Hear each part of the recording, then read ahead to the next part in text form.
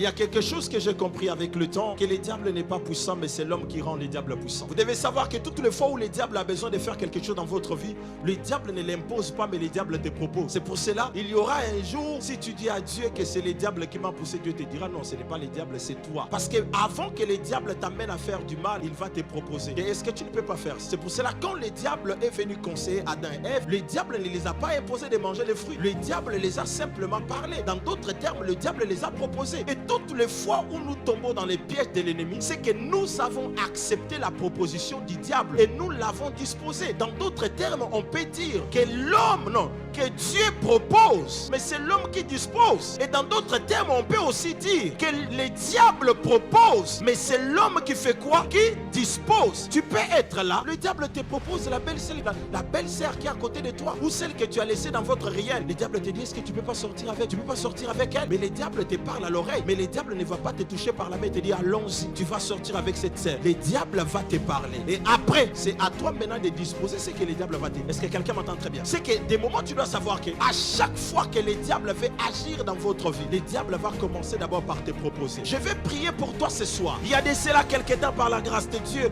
j'ai rencontré un monsieur qui est venu me voir. Et le monsieur qui est venu me voir me racontait son histoire. Écoutez bien son histoire. Il me dit, papa, j'ai mon entreprise par la grâce de Dieu. Tout marchait bien dans mon entreprise. Jusqu'à un jour, j'ai reçu une dame qui est venue pour chercher du travail dans mon entreprise. Et quand la dame est venue chercher du travail, la dame, elle était belle, elle était intelligente. Et j'ai embauché la dame. Et quelques jours après, j'ai commencé à avoir des sentiments pour la dame. Jusqu'à ce que je suis allé sortir avec la dame. Et quand je suis sorti avec la dame, quelques jours après, la dame, elle a démissionné. Je ne voyais plus la dame au travail. J'ai essayé de l'appeler pour lui demander pourquoi elle ne venait plus, parce qu'elle ne voulait même plus répondre à mes appels. La dame m'a dit simplement que je ne sens plus, je n'ai plus l'envie de venir travailler avec toi, et je n'ai plus aussi envie qu'on continue notre relation. Et cette dame est partie comme ça, et ça commençait à inquiéter le monsieur. Quelques jours plus tard, le monsieur fait un songe, et dans les songes, il voit cette dame venir dans sa maison. Et cette dame, pendant qu'elle est en train de venir, elle n'est pas venue seule, elle a amené d'autres personnes avec elle. Et cette dame est entrée dans la maison du monsieur. Elle a commencé à prendre les objets de valeur qui étaient dans la vie du monsieur, dans la maison du monsieur, et les personnes qui étaient avec elle. Cette dame, elle est partie. Et le monsieur s'est réveillé. Et le monsieur a compris que c'était un rêve. Et c'est comme ça qu'il est en train de me relater son songe. Il me dit, après avoir qu'il a fait ses songes, tout ce qu'il avait de valeur dans sa vie, il a commencé à perdre. Il n'a pas compris pourquoi il a commencé à perdre ces choses. Et pendant qu'il est en train de m'expliquer, le Seigneur me fait grâce. Je lui dis, pendant que tu es en train de me parler, je vois dans mon esprit que le nom de la femme s'appelait Gladys. Le monsieur me dit, oui, cette femme s'appelait Gladys. Le Seigneur me dit que la femme là, c'était